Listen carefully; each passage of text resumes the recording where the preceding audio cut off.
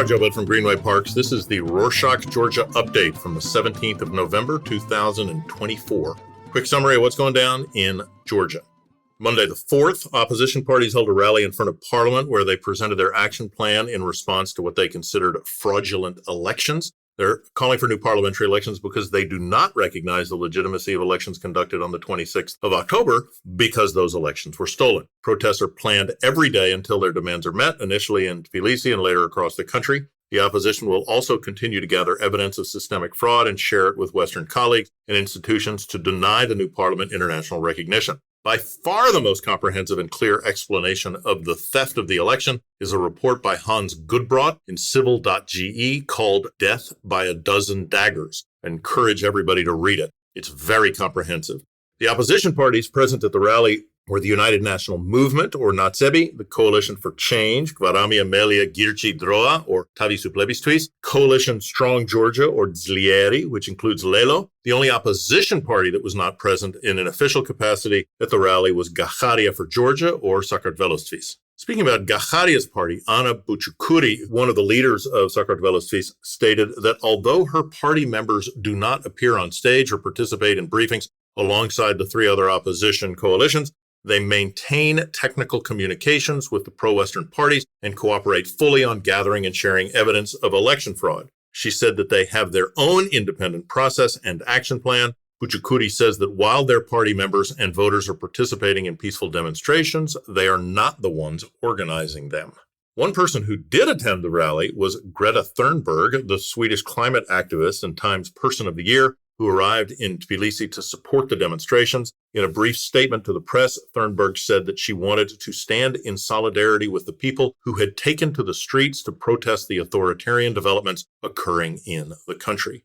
Next up, Harris X, an international research company that conducted exit polls on the day of the parliamentary elections, shared its analysis. They surveyed over 12,000 people and said that the discrepancy between their results and those reported by the election administration of Georgia was statistically impossible. The very cautious word that they used was unexplainable, which means impossible.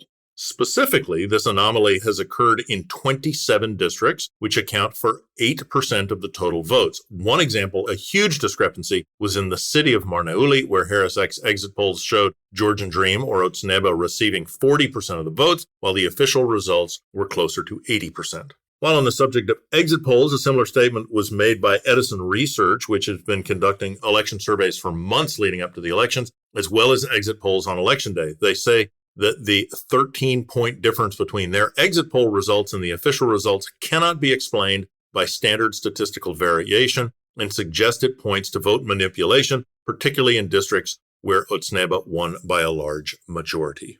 On Thursday, the 31st of October, and as reported last week, the international NGO Reporters Without Borders revealed that Alexander Malkovich, the creator of a Russian propaganda network operating in Russian-occupied Ukrainian territory, was in Tbilisi during the elections and posting selfies.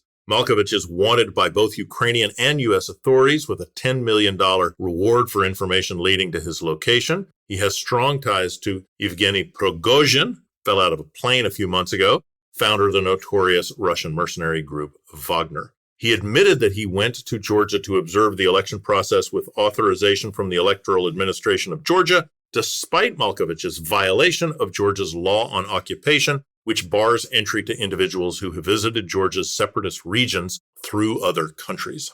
On Monday the 4th, the opposition and some NGOs who argue that the secrecy of the vote was in violation during recent elections secured a small victory. The judge of the first instance court in Tetritskharo, town south of Tbilisi, ruled in favor of the Georgian Young Lawyers Association, or GYLA, which said that the mark voters made to indicate their preferred candidate was visible from the other side of the ballot paper and compromised the secrecy of the elections. As a result, the judge annulled the election results for 30 districts under his jurisdiction. GYLA now seeks to cancel the results for almost 2,300 electronic polling stations where the voting issue also happened. These stations account for nearly 90% of voters. Unfortunately, this is the organization's only case in 24 that the court ruled in its favor.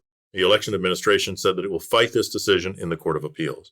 In other news, on Friday the 1st, Mamukam Dineradze, the executive secretary of Otsneba, addressed the issue of the anti-LGBTQ law. Along with Russian law, European leaders often point to these laws, specifically known as the Law for the Protection of Family Values and Minors, as being incompatible with EU standards. Dineradze said that this law would not be repealed, even if it meant that Georgia would take a few extra years to join the European Union. He argued that conservative forces in Europe need to wake up for traditional and Christian values to regain prominence. He said that once this shift occurs, no one will demand a cancellation of the anti-LGBT law in exchange for EU membership.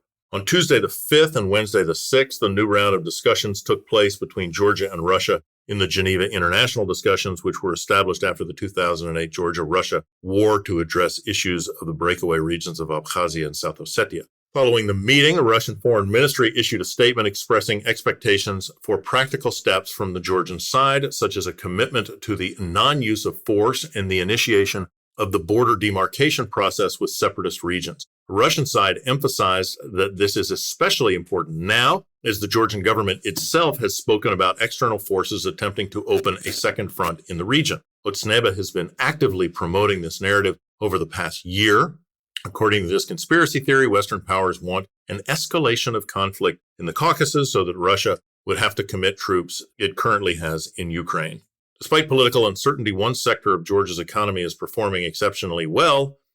Galton Taggart, the Georgian investment bank, predicts that tourism will generate $4.4 billion by the end of 24, marking a 7% increase from last year and setting a new record. Main drivers of the industry include, you guessed it, Chester, Russia, contributing $295 million, with the EU $210 million and Israel $147 million. However, concerns have emerged due to the current tension between the EU and Georgia. If the situation escalates and the EU suspends visa-free travel for Georgians, it could reduce the number of flights between Georgia and European countries, which would negatively impact tourism numbers. Cultural news, Winecast, a festival dedicated to wine and cinema, will take place from Friday the 8th to Sunday the 10th. First day's events will be held in Tbilisi at the Wine Museum. Attendees will be able to enjoy classic Georgian films, wine and cheese tastings, and film masterclasses. On the second and third days, the festival will move to Tsinandali, a village in the eastern Georgia region of Kakheti. There, the same events will take place at the House Museum of 19th century Georgian aristocrat and poet Alexandre Chavchavadze. To wrap up this edition, on Saturday the 9th, the Tallinn's International Film Festival will host the premiere of Irina Jordania's movie Air Blue Silk. The film will be part of the program Flowers Are Not Silent, Independent Voices from Georgia, which highlights the Georgian film industry. The story follows two characters, a woman grieving the death of an estranged family member and a young man who has cut himself off from the world, communicating only with an AI bot. Both are hiding from reality, struggling to confront their pain and reconnect with others. And that's it for this week. Thanks for joining us. You a longtime listener or longtime hanger-arounder in Georgia? We're looking for restaurant recommendations, tours you've enjoyed, hidden cultural activities, anything you want to share with us, we'd be happy to hear. Let's chat. Email us at info@rorschach.com with a relevant subject line, Nachmandis.